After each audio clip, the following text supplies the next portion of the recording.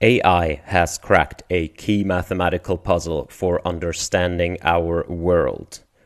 This just in from MIT Technology Review. And look at this puzzle right here. It's got the bumps, it's got the valleys, the surfaces, it's got the braille, it's got the bits, the ones and the zeros, not only going up and down like in the Matrix, but going in circles. It's got it all. This puzzle is really hard, as you can see, and AI has just cracked it. I'm being a bit hyperbolic, of course. This is actually about a new paper that can numerically solve a particular type of partial differential equations way faster than anything before it. So this is about this new paper, and we'll get into the paper in a second. It's pretty cool. But as you can see, MC Hammer, the infamous MC Hammer, has tweeted this out, and he has actually a pretty cool Twitter feed where he regularly tweets about scientific papers and so on. So pretty cool cross-domain overlap. I recommend that. So we'll get into the paper, we'll get into the code a little bit as well, because I think it helps to understand what's going on. And I want to start out by, this is the blog post by one of the authors, and it's pretty good to get a basic overview of the paper. And here is the motivational example. So the motivational example is the Navier-Stokes equation, which is an equation in fluid dynamics. So you're trying to predict how a fluid evolves over time, given a certain parameters like its viscosity and a forcing function. So basically how sticky it is and how hard you stir it. And then you want to know how it evolves over time. And you can see on the left is given an initial condition, and I think on the right is sort of a rollout after the 10th time step until the 50th time step. And the ground truth is obtained with a sort of classic numerical solver where you do little time steps and you calculate the interactions, and then this takes a lot of time and compute. And on the right is the prediction of this new Fourier neural operator that this paper develops. And you can see it's almost equal, and the gist of it is that the thing on the right simply takes one forward propagation through a neural network. So it takes like 0.00 something of a second to compute the thing on the right, whereas the thing on the left is quite hard to compute and, as I understand, can take minutes. So here you see the motivational example. These things are described by partial differential equations, which are sort of linearized ways of describing how the system evolves over one time step. And it'd be cool if we could solve these faster, because this is applications in aerodynamics and other types of engineering fields.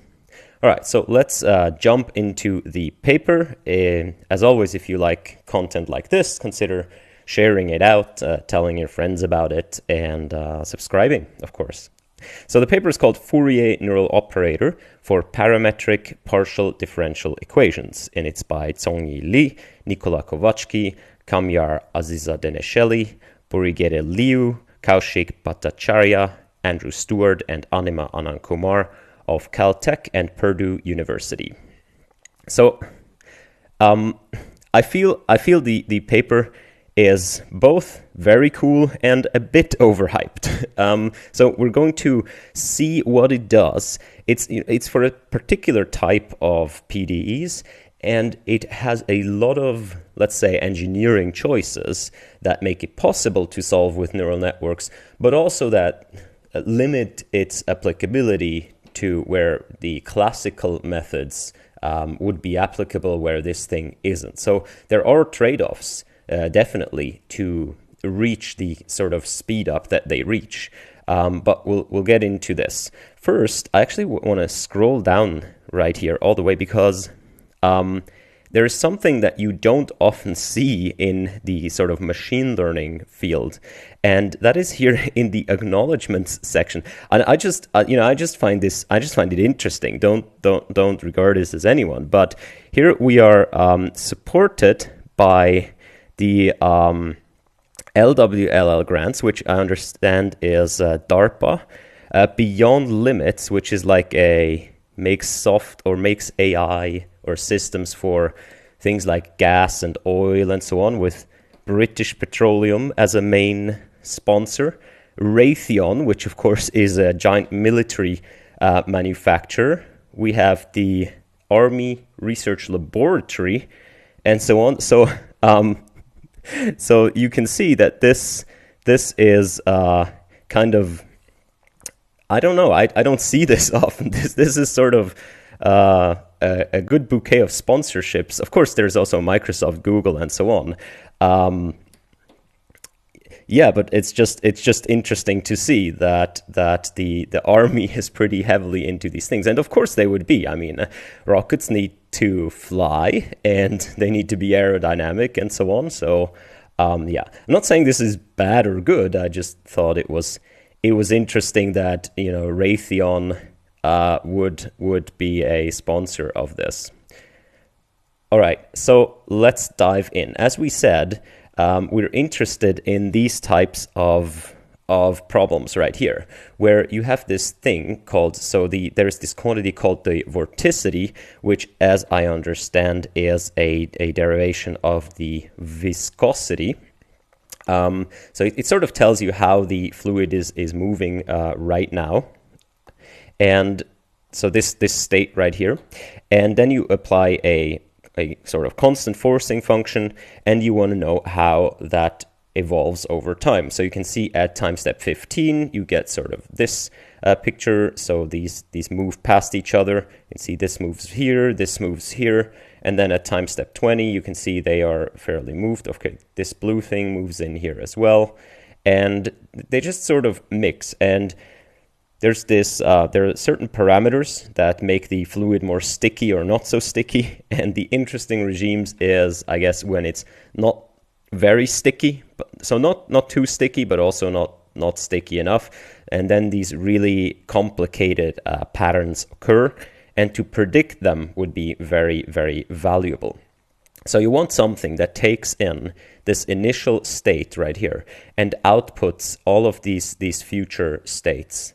And usually this is done by these classical numerical solvers. So the Navier-Stokes equation is described by a set of partial differential equations, and you can see this down here. So Navier-Stokes equation is described by this set of equations right here. Is there? Yep. And you can see that the this is fairly complex. It includes partial derivatives, gradients, and so on. So this is this vorticity, and it includes that on both sides. And this is two derivatives maybe, or is it just the delta? I don't even know. I'm not an expert in partial differential equations by any means. So anything coming from that direction, don't take me for granted. I'm going to give you sort of the thing of what I understand from this paper. And so with respect to that entire area, I'm not an expert. I just can understand that this is fairly complex. And what you usually do is you take the initial state and you just evolve it in time. So you take this time parameter and you go one little time step. And then you calculate, because these are all sort of linear equations, you calculate this one little time step into the future. You update your state, right? It's sort of like, you have your points here and how they move. And how they move is given by their gradients. So these are all sort of linearized things. Now, you don't want to move them too much per time step, because ultimately, if this thing moves and this thing moves, then the movement of this arrow will change because this thing over here moves, right? So you want to compute this one little time step into the future, like to here and this to here. And then you want to recompute all of these arrows. So maybe now that points a little bit more here and that points a little bit more here. And then you want to update it again. So you have these sort of these numerical solvers that go little tiny time step by little tiny time step. It's not even these, if you see t equals 20 or something, it's not 20 time step for these solvers, but these usually go like 1,000 or 100 steps per time step that is here, or something like this. They need to take very tiny steps to be accurate. And that takes a long time. So the idea is, can't we simply input this, let's say this thing, or like something at time 15, and directly predict the thing at time 30? And that's exactly what this paper does. And a lot of papers have done this before, but without much success. So this paper proposes to do this in the Fourier domain, and we'll see the path that they take right there. So they go into we'll shortly go into sort of the basics right here. So what you're looking for is a function g that takes an a and gives a u. So what are a and u? A and u are both function spaces. So a and u here are functions. So a is a function, as you can see. A is a function and u is a function, but you can characterize them as data points. So in this way, there is functions and data points are sort of interchangeable. You can see an image like this as a data point where it's an image, but you can also see it as a function where every x and y coordinate is mapped to a value, right? So when they talk about functions, very often they talk about this type of function where you have x, y, and t. So t is 0 here. So the function would x, y, t, map that to some value, right? Here, the vorticity. And you want to transform this function. So this function would be a. A would be the function at time, let's say 0 or something, or the times 0 to 15. You would want to map that to the function u that also takes an x and a y. Let's leave t out for the moment. It also takes an x and a y, and let's say t, but t is set to 30, and maps that to a vorticity, right? So you want to input a function and output a function, but it's the same as inputting an image and outputting an image from an engineering perspective. Of course, from a math perspective, it's a little bit different. But other than that, it's a fairly standard machine learning problem. So you have these sets A and U, and you're looking for this function g that maps A to U. Okay, so we studied maps G, which arise as the solution operators of parametric PDEs. Suppose we have observations where A is an IID sequence from probability measure mu, supported on I, and U is the A transported by G. It is possibly corrupted with noise. We aim to build an approximation of G by constructing a parametric map, this G right here. So it's a bit of a mathy way of saying we have a bunch of data points where A, this is the initial state, goes to U, which is the state at some point in time. And we know that there is a function G. This is this G with this inverse cross. We know that there is a true function that maps any A to U. So a single function G that can, if I input the initial state, can give me the output state. And what I want to do is I want to approximate this by a parametric version. So these here are the parameters. And of course, as you can guess by now, G is going to be this G right here is going to be a neural network that is parameterized by theta. So these would be the layers of the neural network. And we're going to input A into the neural network, and we're going to get out U. So that's basically that. There is quite a bit of math right here. And the math here is to derive what they call a neural operator. So here is one layer of this neural network. As we said, we're going to input A. Now A, first thing that we do, A is going to be, let's say, up projected. So A is going to be made into a latent representation V0. So this is, let's call that here, P.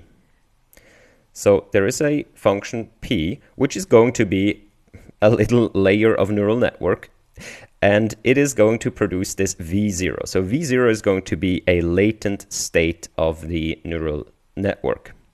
And then there is going to be a number of these layers that transform this to V1, V2, V3, and I think there are 4 layers of these in their particular implementation, but there don't need to be 4 layers. You can choose that, as you can choose any depth of neural network.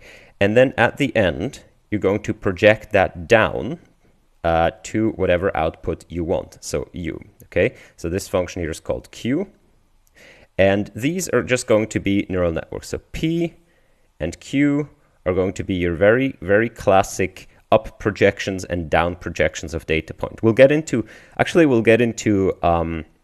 sampling.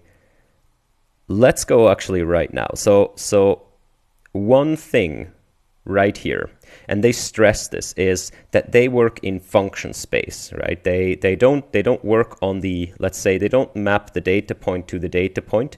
What you could do is simply have like a convolutional neural network, an image to image network, and so on. But what is the problem with that? So if you have your A, which is your initial state, and it has these bunch of fluid things right here, and what you do when you have an image is you sample this, right? You sample this at different, maybe a regular grid. I am terrible at regular. So you sample this into a certain amount of pixels, and your neural network will operate on this, right? This will give you some kind of a tensor, which is, let's say we have so this is a 7x7 grid, okay? So your neural network is going to expect this as an input dimension, and whatever U is, of course, so you map this to U, which is also going to be some sort of image, okay, where you need to output pixels. So again, you have some set resolution, and your neural network can only operate at that particular resolution. What they're doing right here is, the cool thing about it is it can operate at any resolution. So once you've learned the network, you can input higher resolution images, or you can output higher resolution images. Any sort of, you can deal with more resolution, less resolution, sampled irregularly. You can deal with a lot of things once the neural network, their neural network is learned. And how do they do it? They do it by only ever acting pointwise in the spatial domain. So what they're going to do is they're going to take this A, and now we get into the more critical things. So here A and U aren't just the beginning state and the end state. In fact, in this Navier-Stokes example, A is a tensor like this. So A is going to be a tensor with slices, and each slice describes one time step up to a given time.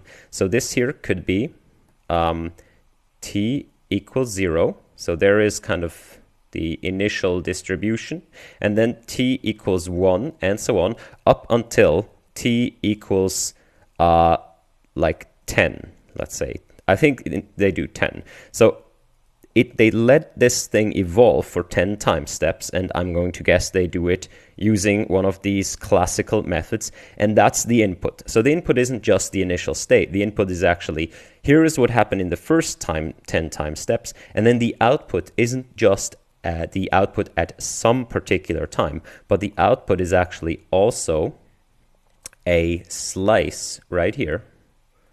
A sliced tensor. So each slice here describes the output at a particular time. So this would be t equals 11 up until t equals 50. Okay, so this is u. So the top one is sort of the conceptual thing, but the bottom one is what really happens. So they input 10 time steps and they get out the 40 subsequent time steps. They predict them all at once. Okay, so, and now you can see that in this particular case, how I can understand this is at each pixel here, I want to know what is that pixel's value after like certain amount of time steps, okay? Like 11 or 50 right here, or 40. And of course, the result is going to not only depend on the time 0, but on the entire evolution of time 0 to time 10. So this here is an entire column for that pixel, and this is akin to that particular pixel having this many channels. So here I can just say, well, these are technically 10 channels, or 11 or something like this. I probably screwed up. This should be t equals 0 to 9 and then 10 to 49. But so this is an entire stack. We can interpret this as input channels right here, and we can interpret these as output channels. Okay, so ultimately, one pixel is going to have input channels, all the time steps that happened up until the point where we want to predict, and the output channels are going to be at the same time all the time steps of what we want to predict. Okay, so these projections now, coming back to this, they simply work in the channels. So these P and Q, they are 1-by-1 convolutions.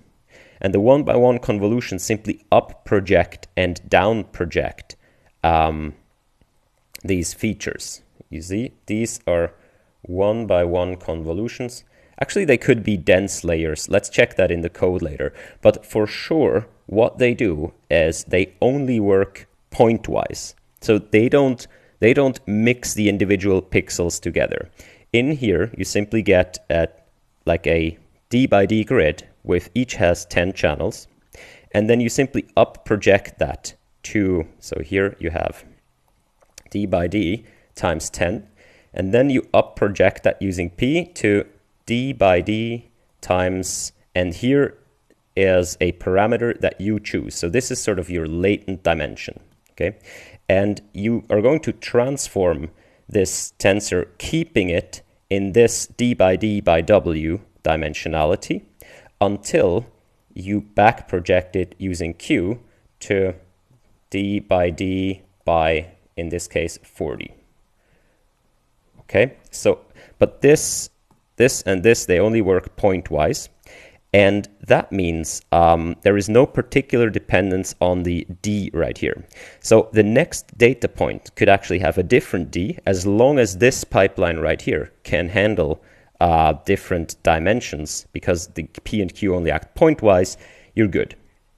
So what do these magic layers here do? So these are these Fourier neural operators. Okay. They transform one hidden state into the next. Note that we have 4 of these layers, so they don't need to be the same as the number of time steps we're trying to predict, you see? And it's pretty clear from here. So these 4 hidden layers, they're simply transforming this entire volume right here, this entire input volume. They are transforming this as a sequence of latent states and then outputting this entire volume. So this down here has nothing to do with the time steps that we're trying to predict. It is simply a sequence of computations, of latent computations. And you know that in a neural network, the deeper you make it, the sort of more complicated functions arise.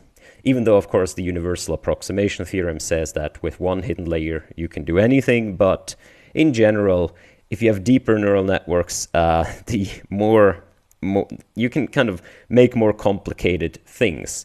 And so 4 seems to be a good number of complicated for these particular problems. So here's what one of these layers does. It is very much like a residual network. So here you have V, the V is the hidden representation at t plus 1, and t plus 1 is not, as I said, is not the time step in the Navier-Stokes sense of time evolution of the PDE. This is simply the layer t plus 1. So I don't know why they maybe t here still makes sense. Is it not? Because it's large T.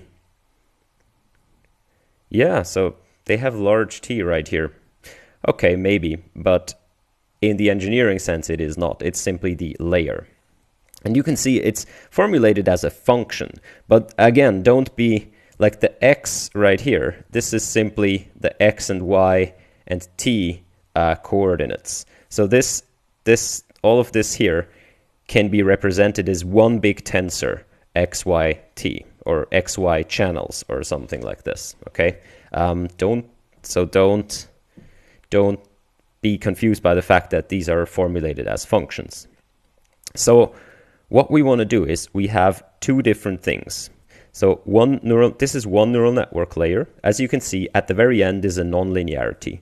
This is a pointwise nonlinearity, and this is in the original pixel space, or in the original spatial space, the d by d space. Each of the things gets a nonlinear function slapped on top, as is normal.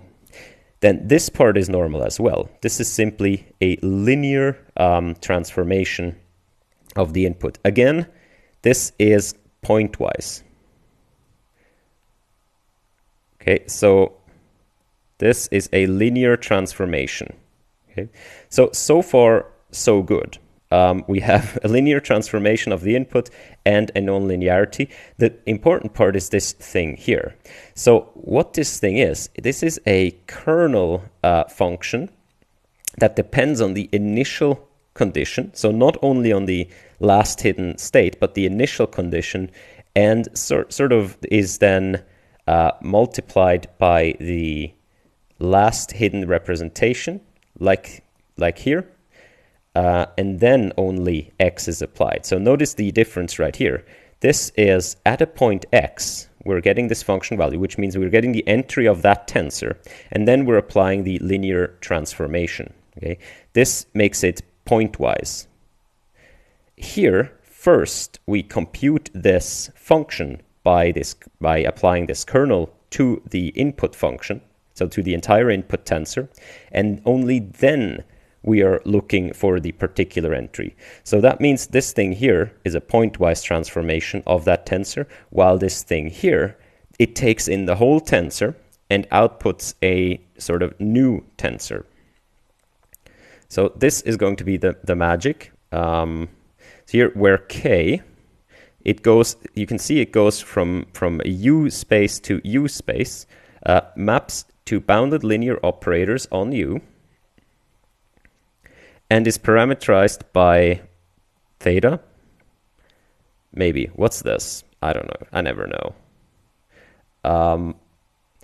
So this kernel, we choose this to be a kernel integral transformation parameterized by a neural network.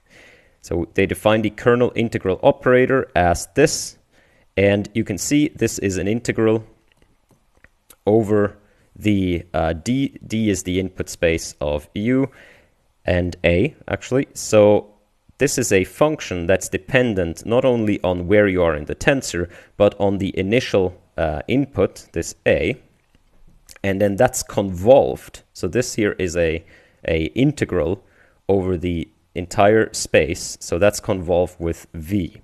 You can see that this is a convolution, and it's fairly complicated. So this alone tells you nothing, but luckily, they say, that they restrict this. So it's a bit annoying when things always depend on this a. And that means that each of these functions right here, each of these arrows right here, these are the neural operators. Actually, let's go here. Each of these Fourier neural operators right here, they would always also depend on this a here, like this, and like this, and like this. This is a bit annoying for deep learning because we sort of want one layer's representation to go into the next one. So they simply make an engineering choice and say, nope, nope, nope. So they say, we impose, right? We impose. If we remove the dependence on the function a, we impose that the kernel is simply a function of x, not only x and w, but only x minus w. So now you have a sort of proper kernel function in there that we can handle. We obtain that 4 is a convolution operator. Okay, it wasn't a convolution before, it was just an integral, but now if you restrict your kernel functions to this, you get a convolution. We exploit the fact in the following section by parameterizing k directly in Fourier space and using the fast Fourier transform to efficiently compute 4. This leads to a fast architecture which obtains state-of-the-art results for PDE problems. So there's quite a bit of math right here to finally arrive at this thing here. So what is all this math for? This math is for saying what we want. We want to build our neural network like this, okay? And what we do is we simplify and specify this kernel thing until the kernel looks something like this. So we restrict the kernel to be a convolution. And since a convolution in Fourier space is just a multiplication, what we can do is, instead of taking the function v and convolving it with this kernel, what we can do is we take the Fourier transform of the function v, then multiply it in Fourier space by this thing. And this thing is now simply a matrix that's learned in as a bunch of parameters. And then we do the inverse Fourier transform. Now you might ask, why is this relevant? Why can't we just do a convolution like we do normally? And the reason is, so when you do a Fourier transform, what do? You have some kind of signal, like and so on. You have a signal, and you transform this into Fourier space. And here we just go like one vector. So here, as you know, in Fourier space, you have these basis functions, which are sort of these different parameterization of sine waves, or you can do it with cosine waves, and they get faster and faster and so on. So you know that you can decompose any signal into its basis functions in this kind of periodic function space.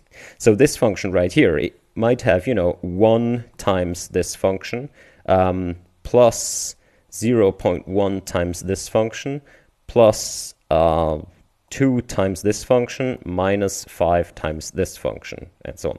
So you can describe any of that. Now, for these type of PDEs that we're looking for, the special thing about them is they are fairly well described if you simply cut away the sort of top Fourier modes and only work with these, because they are, sort of the individual tiny ripples you might not want to take into account. So you can truncate the lower Fourier modes. And that's what they do exactly here. And they learn, so instead of transforming this signal directly into the next hidden representation, they go to Fourier space, the top Fourier modes, they have a way of making the next representation in Fourier space, and this is this R here, and that is simply a weight matrix that they multiply with, and that is, you can prove that that is the same as convolving in the original space. So multiplying in Fourier space is the same as convolving in the original space. And so they multiply the green numbers right here by R, then you get something out. So I should maybe, this is way too much. So the green numbers you multiply by R to obtain new green numbers. So maybe R is 2, 4. So the new green numbers would be 2, 0.4. Then you do the inverse Fourier transform. So you get back to a signal. Now with 2 times this, so it might be bigger, and 0.4 times, so I can't even draw, but you sort of get the idea. You put it into Fourier space, you apply the function R, which is a multiplying by a matrix that you learn in Fourier space. You get new Fourier coefficients, you map them back, and there you have your next layer's representation. Almost, okay? So this is this Fourier neural operator and is described right here. What you do is you take your representation, your hidden representation, you put it through a Fourier transform, which you can do in a differentiable fashion. Right? You get these Fourier modes, which describes how to decompose the signal into these periodic functions. You throw away the top modes, which is your sort of regularization.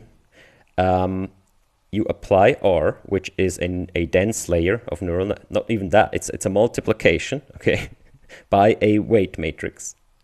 And then you obtain these new Fourier modes. You do the inverse, and then you have the next representation almost. What you do is, we saw this before, a pointwise transformation in the original pixel space.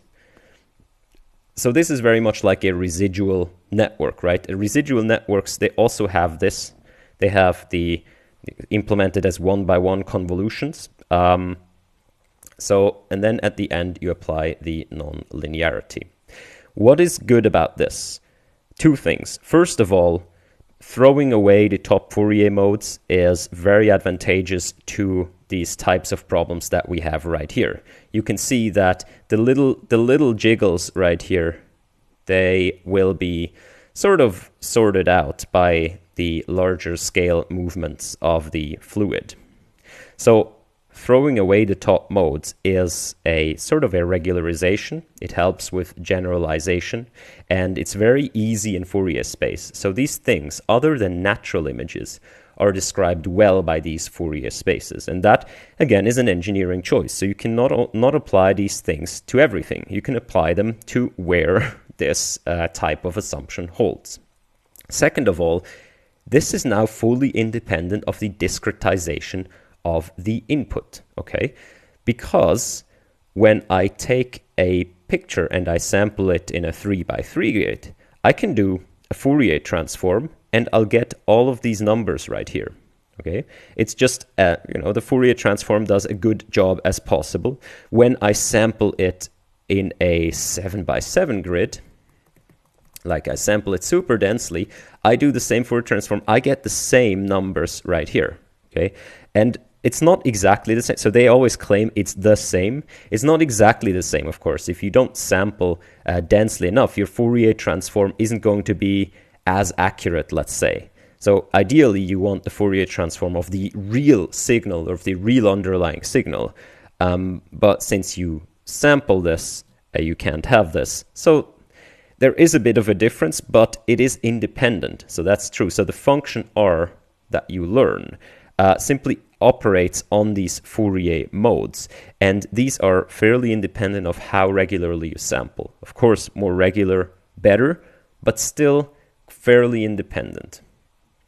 So that's good. So if you have, what they're going to do is They're going to have something like the 3x3 during training and then sample more densely during inference, which is something you can do, but understand that it's just a form of interpolation, right? So the inverse Fourier transform simply gives you whatever you want, interpolating using the Fourier modes it has. And of course, given a certain number of Fourier modes, which is quite small for them, I think it's something like 8 or 12, higher resolution at some point doesn't help you anymore because you've cut off the high resolution Fourier modes. I guess what can help you is this thing right here, but this thing right here only acts pointwise. So you see this is now fully independent of the discretization of the signal, which is a cool thing. So the two cool things about this entire stuff is that, first of all, independent of discretization. Second of all, these types of problems that we are having here lend themselves very well to be described in Fourier space. So that's why I'm saying this is for a particular type of problem. And also, there are a bunch of other things. You can see right here, you have this entire input tensor right here and this entire output tensor right here. And these can be fairly large, right? And all the intermediate representations have to be kind of at d by d by w. So this is, you can't go infinite time right here. Like you could with a classic solver, like a numerical solver, all you need is the last time step, right? You go, what's the t equals 1, then at t equals 1.1, 1.2, and so on. You just count up, and you just go always from the last time step to the next time step. Here, since it's a neural network, during training, you need to keep all of these tensors, the intermediate things. I guess you can do gradient checkpointing, but this is engineering-wise, you predict all the future time steps at the same time. So you can't really go infinite in time. And how do you train this thing?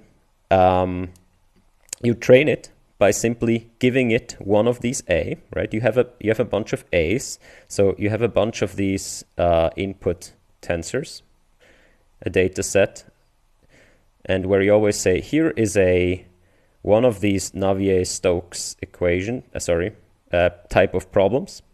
I've sampled it somehow, and I've let it run for 10 time steps, and then I've let it run for longer, So I let it run for longer, and here are time steps. So this t equals 0 to t equals 9 or 10. Let's go 10. And here is t equals 11 to t equals 50. Okay. So you have a data set, and this data set is fully computed by a classic forward solver. So you can't replace the forward solvers right yet because you need them for generating training data, right? So this becomes your training data, this becomes generally your X, and this becomes your Y. And now you're learning this neural network, this entire thing, to give you X to Y. So you see, you still need the classic solvers to produce the training data. That's the first thing. The second thing is you can pretty clearly see that the good thing is that now we can input any A. So the classic solvers, you need to rerun them for each initial condition. Now we simply train with a bunch of initial conditions, train the neural network to predict what happens then, and then it can generalize to other initial conditions. But you know about generalization that the problem is we can only trust our neural network if the problem we're considering is very similar to what we had in the data set. It doesn't arbitrarily generalize, okay? So that is, it's something to remember. So I said all of these things have trade-offs. Trade-off one, you have to predict all time steps at the same time, which is hard on your memory, right? So it limits the size of things you can do. Trade-off two, you can only really trust your neural network if the problem you're considering is within your data set vicinity. There are other problems that we've mentioned. Problem 3, we've made very specific choices with respect to how our kernel looks, that it's only ever dependent on x minus y, so therefore it is a convolution. there's all these channels, engineering choice. More, you cut off the top Fourier modes, which limits the types of signals you can analyze. The next choice is the number of intermediate computation steps right here, which limits the complexity you can assume, and so on. So there are I'm not saying you don't have choices in the other numerical solvers, you probably do, but just to remember that this is the case. So someone might say, well, can't you just, if you want to predict for longer time steps, you could make this t equals 11 and then simply, not go in slices of 1, but maybe go in slices of 100. So this could be t equals 111, this could be t equals 211, and so on. And that is completely valid.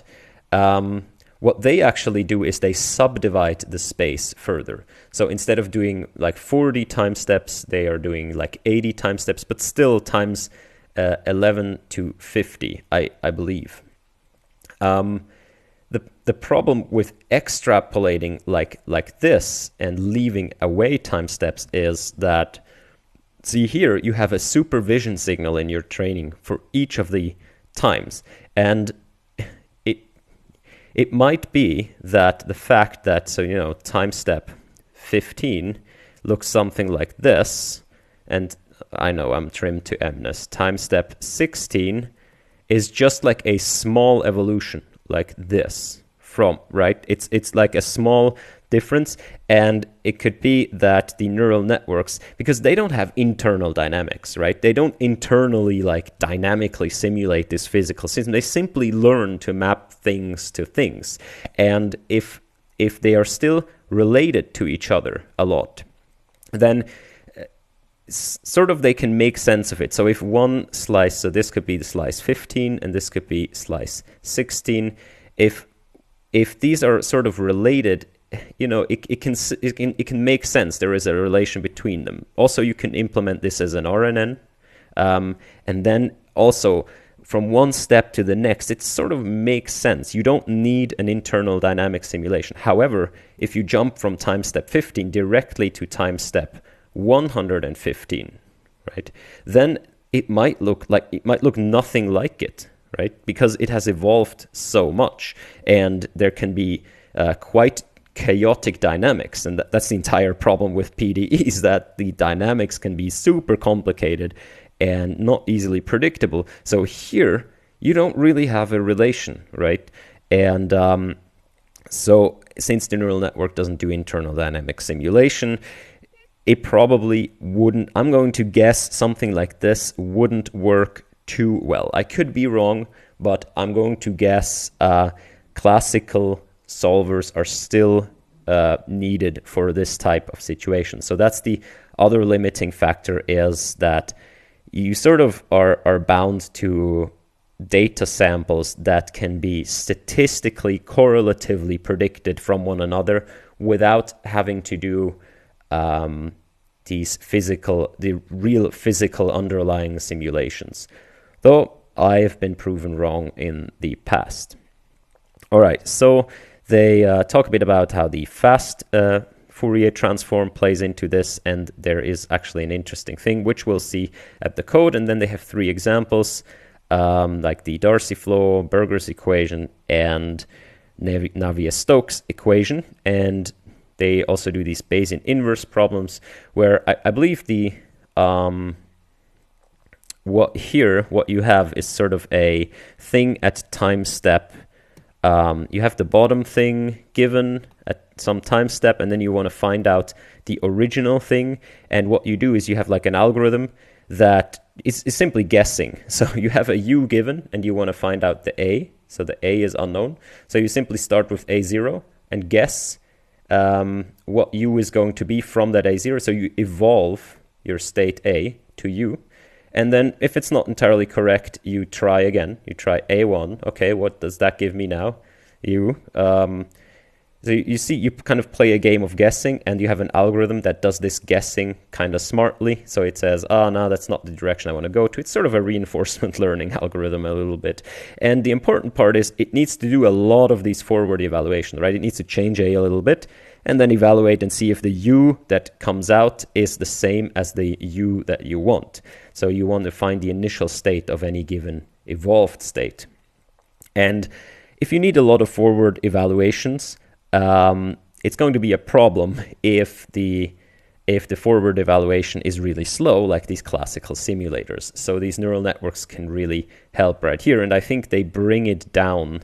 They bring down the time it takes from 18 hours or so to 2.5 minutes for this entire evaluation. So that's pretty cool, and they also outperform, actually, in terms of error. They outperform these kind of baseline methods. So this is pretty cool as well. So not only are they faster, they also are less error prone. All of this is pretty cool. Now let's just spend like a short time to dive into the code. The code is still quite hacky, but that's research, so deal with it. So here you can see that the top class is what is called this net2D. So net2D, I like to look at the forward pass before I look at how the network is made, because you understand how things flow. So in the forward pass, you simply have this this convolution right here, what's called conv1. It's not really a convolution, right? This is this is simply an instance of this simple block, and x is just passed through it. So this simple block right here, by the way, the data is prepared. As you can see, there is quite a bit of preparation going on. So you have A and you have U. So A, as you can see, is prepared as an S by S, that's the discretization of the grid, by T in. So this is your D by D by 10. Like this is 10 input time steps. And it is already expanded to a T tensor.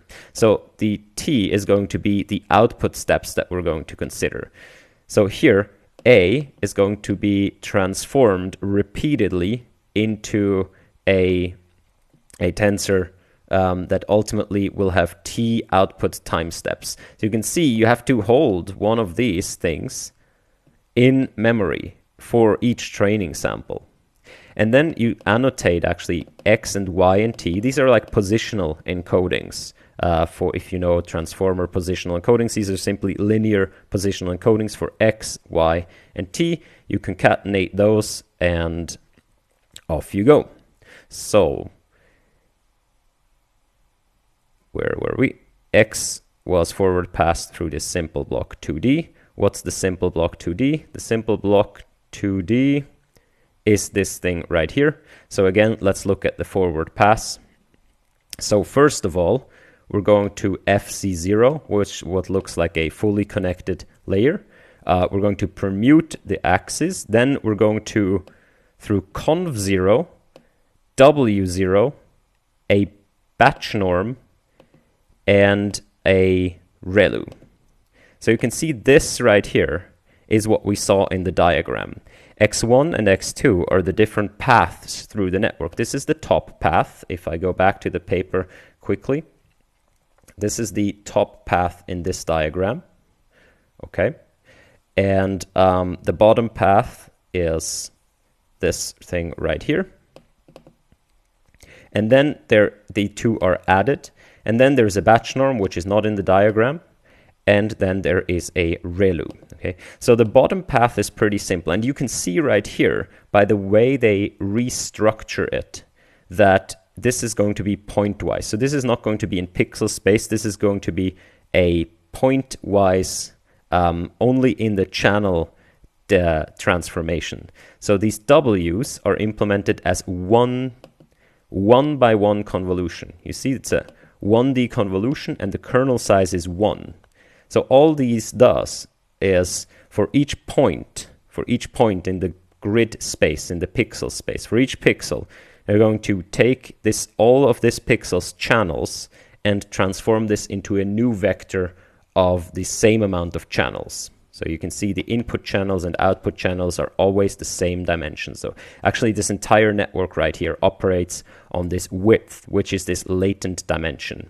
It's only the first layer that transforms this from 13, which is 10 plus the 3 positional encodings, to this latent dimension. And then the last network, this transforms it from the hidden dimension to 128 for some reason, and then 128 to 1, which is each pixel has a one-dimensional output, which is this vorticity that you're trying to predict. And by pixel here, I mean an XYT entry, okay? All right, so, so exactly. So this goes from 13 to 1, and then it is reshaped again, of course, to the appropriate size to give you all of the outputs. Okay, so you can see this is the input, this is the output down here. In between, we have 4 blocks of this upper path and lower path. So the the lower path we just saw is a 1-by-1 convolution. And the upper path is this conv0. So this conv0 is this spectral conv3D fast, okay? And it's parameterized by these modes. So the modes is how many of these Fourier modes you want to retain. We saw we throw away the top Fourier modes, whatever they are, and the modes here is whatever you want to retain. In this case, it's set to 4, which is actually 8 if you work it out, and we'll see why. So this spectral conv3D fast, again, let's look at the forward pass. So what does the forward pass do? It does a Fourier transform, a fast Fourier transform, and at the end it does an inverse Fourier transform. Okay, so this is certainly we are now in the top part right here. Fourier transform, and at the end inverse Fourier transform. And now these R in the middle is implemented a bit weirdly, because of how the fast Fourier transform works. What you get, basically you get an image out of it, you get actually a 3D thing, but you get an image, and the important Fourier modes are not like at the bottom or at the top. The important Fourier modes are actually in the corners right here. So what you want to cut away is all of this middle part if you want to throw away. So this is equivalent to throwing away these high frequency things right here. So that's why this is implemented so weirdly. You can see that here. First, we are going up to the modes in each of the X, Y, and T direction. But then we're also going from here, we're going to the last modes in this direction with all the others. This is corner 1, this is corner 2, this is corner 3, and this is corner 4. Sorry, the bottom 2 right here is corner 4. It's a bit weird, and we don't have to actually do this with 8 corners, which you might have guessed, because why don't we do it with modes 3? You see modes 1 and 2, they always appear negative and positive, and you would guess we'd need to do the same thing again with negative modes 3. But we don't, because this thing here is one-sided, which because this is because this has a property of conjugacy. A lot of these entries of the Fourier transform would actually be sort of symmetric, and the one-sided only gives you one part of these symmetries, such that it doesn't waste memory. And it does so for the last dimension. So this dimension right here doesn't have this corner property. It's a bit weird, and you need to know the exact implementation of the Fourier transforms, but you know, that's what it is. So you can see that this mul 3D here is it's compl mul 3D. It simply multiplies the input, which is the signal right here, by these weights.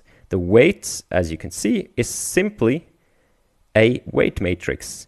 that is in channels, out channels, modes, and 2. 2 because it's complex numbers, and you see in this multiplication that this is a complex number multiplication. So the real part is this, the imaginary part is this, and the operator is an einsum operator. I just thought this was funny.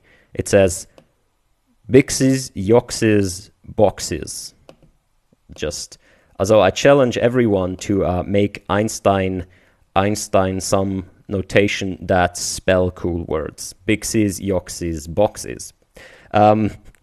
But the important part here is, so A is going to be the signal, which is going to be a batch, in channel, and then XYT. B is going to be the weight that comes in, the weight matrix, which is in channel, out channels, XYT. And you can see pretty clearly in the Einstein notation, or also here, that the input channels are multiplied away. So these are summed over, and what results is the output channels. So this is basically a matrix multiplication for each of the samples in the batch, and for each location XYZ, it's a multiplication summing over the input channels, resulting in the output channels. This is pretty standard transform, mapping vectors to vectors. It's complex, it's in Fourier space, but ultimately it's just a multiplication. So this is the code. They simply do 4 of these layers, going to Fourier space and then back again, to Fourier space and then back again. Why do they do this?